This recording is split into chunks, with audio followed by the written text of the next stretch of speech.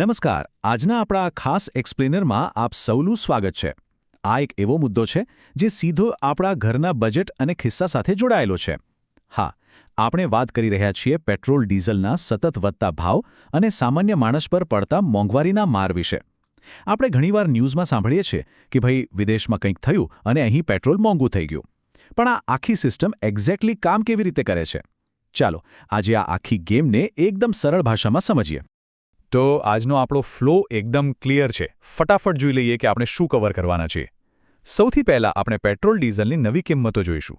પછી કાચા તેલનો ગ્લોબલ ઇમ્પેક્ટ, ભારતની ક્રૂડ ઓઇલ પરની નિર્ભરતા, ઓઇલ કંપનીઓ પરનું પ્રેશર, રશિયન તેલના ફાયદા ગેરફાયદા અને છેલ્લે આ બધાની સામાન્ય માણસની મોંઘવારી પર શું અસર પડે છે તેની વાત કરીશું. તો ચાલો સૌથી પહેલાં વાત કરીએ પેટ્રોલ અને ડીઝલની નવી કિંમતો વિશે. સીધા ગ્રાઉન્ડ રિયાલિટી પર જઈએ. જુઓ, દિલ્હીમાં પેટ્રોલની કિંમતમાં પ્રતિ લિટર 87 પૈસાનો નવો વધારો ઝીંકવામાં આવ્યો છે. હવે તમને થશે કે 87 પૈસા આ તો બહુ નાની રકમ છે. પણ ના, જરા વિચારો. જ્યારે આપણે કાર કે બાઇકની આખી ટાંકી ફૂલ કરાવીએ છીએ ને, ત્યારે આ જ પૈસા ભેગા થઈને આપણા મંથલી બજેટમાં એક મોટો ખાડો પાડી દે છે. અને વાત ખાલી પેટ્રોલ પૂરતી અટકી નથી જતી. ડીઝલના ભાવમાં પણ સમાંતર રીતે પ્રતિ લિટર 91 પૈસાનો વધારો થયો છે. ખરેખર તો ડીઝલ મોંઘું થવું એ આખા અર્થતંત્ર માટે સૌથી મોટું ટેન્શન છે. કારણ કે આપણા દેશનું મોટાભાગનું ટ્રાન્સપોર્ટેશન અને લોજિસ્ટિક્સ ડીઝલ પર જ તો ચાલે છે ને.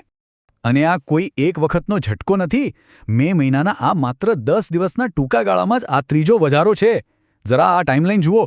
પહેલાં મે મહિનાની શરૂઆતમાં જ સીધો 3 રૂપિયાનો મોટો વધારો થયો. પછી મધ્યમાં 90 પૈસા વધ્યા અને હવે આ 87 અને 91 પૈસાનો નવો વધારો. એટલે કે આ ભાવ વધારો સતત એક સિલસિલાની જેમ ચાલી રહ્યો છે. હવે સવાલ એ થાય કે આટલી ઝડપથી ભાવ કેમ વધી રહ્યા છે? આની પાછળ કાચા તેલ એટલે કે ક્રૂડ ઓઇલનો વૈશ્વિક પ્રભાવ બહુ મોટો ભાગ ભજવે છે. ચાલો એ સમજીએ. રિપોર્ટમાં બહુ સ્પષ્ટ રીતે જણાવાયું છે કે અત્યારે આંતરરાષ્ટ્રીય બજારમાં જબરદસ્ત અસ્થિરતાનો માહોલ છે. આના મુખ્ય કારણો શું છે? પહેલું મોટું કારણ છે પશ્ચિમ એશિયા એટલે કે મિડલ ઇસ્ટમાં ચાલી રહેલો ભારે તણાવ. અને બીજું અમેરિકા અને ઈરાન વચ્ચેનું સતત અનિશ્ચિત વાતાવરણ. આ બંને જીઓપોલિટિકલ ફેક્ટર્સ ભેગા થઈને ગ્લોબલ ઓઇલ માર્કેટમાં ભયંકર ઉતાર-ચઢાવ અને અનિશ્ચિતતા લાવી રહ્યા છે. અને આ વૈશ્વિક ટેન્શનનું રિઝલ્ટ શું આવ્યું? આંતરરાષ્ટ્રીય બજારમાં કાચા તેલના ભાવ બિલકુલ રોકેટની જેમ ઉપર ભાગ્યા છે. શુક્રવારના ટ્રેડિંગના આંકડા જ જુઓ. બ્રેન્ટ ક્રૂડની કિંમત $104 પ્રતિ બેરલની સપાટી ક્રોસ કરી ગઈ છે. અને બીજી બાજુ અમેરિકન WTI ક્રૂડ પણ $97ની એકદમ નજીક પહોંચી ગયું છે. ગ્લોબલ માર્કેટમાં અત્યારે બહુ મોટી ઉથલપાથલ મચેલી છે.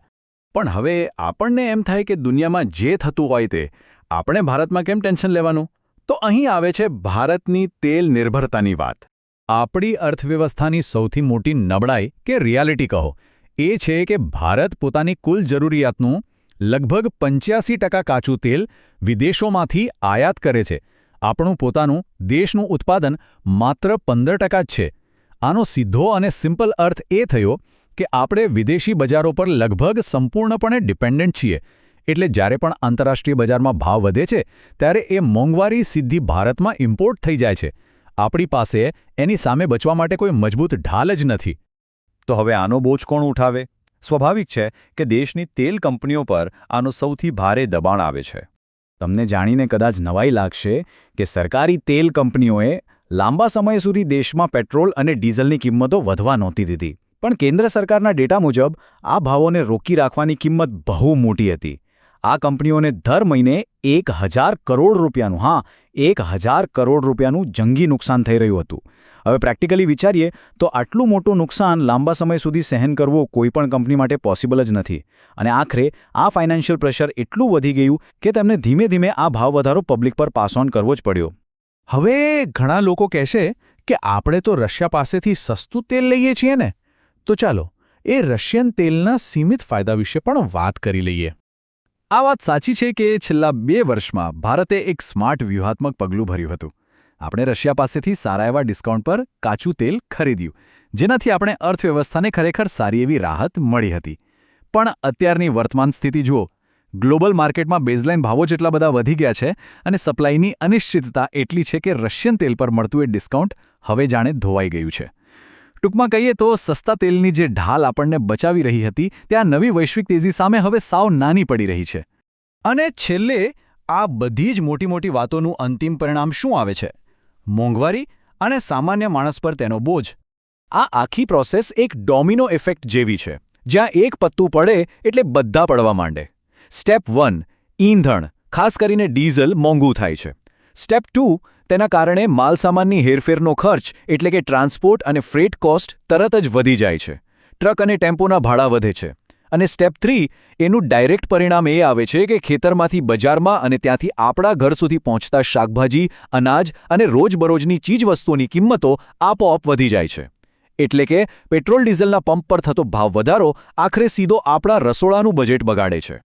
તો આજના આ ઊંડાણપૂર્વકના વિશ્લેષણના અંતે એક બહુ મોટો અને ગંભીર સવાલ ઊભો થાય છે. શું વૈશ્વિક સપ્લાયની આ અનિશ્ચિતતાઓ સ્થાનિક સ્તરે આપણી રોજિંદી મોંઘવારીને આમ જ સતત વધારતી રહેશે? રિપોર્ટની ચેતવણી એકદમ સ્પષ્ટ છે. જ્યાં સુધી આંતરરાષ્ટ્રીય સ્તરે આ જીઓપોલિટિક્સ અને ઓઇલ માર્કેટ શાંત નહીં થાય, ત્યાં સુધી આની સીધી અસર સામાન્ય માણસના ખિસ્સા પર પડતી જ રહેવાની છે. આ એક એવો પ્રશ્ન છે જે માત્ર અર્થશાસ્ત્રીઓ માટે જ નહીં, પણ આપણા સૌ માટે બહુ જ ક્રુશિયલ છે. તો આ હતું આજના સોર્સ મટીરિયલ અને ડેટાનું એકદમ સરળ અને વિગતવાર એક્સપ્લેનર. આશા છે કે આ માહિતીથી આખો મુદ્દો એકદમ ક્લિયર થઈ ગયો હશે. આવી જ રીતે માહિતીસભર રહો અને જાણકાર બનો. ફરી મળીશું એક નવા વિશ્લેષણ સાથે.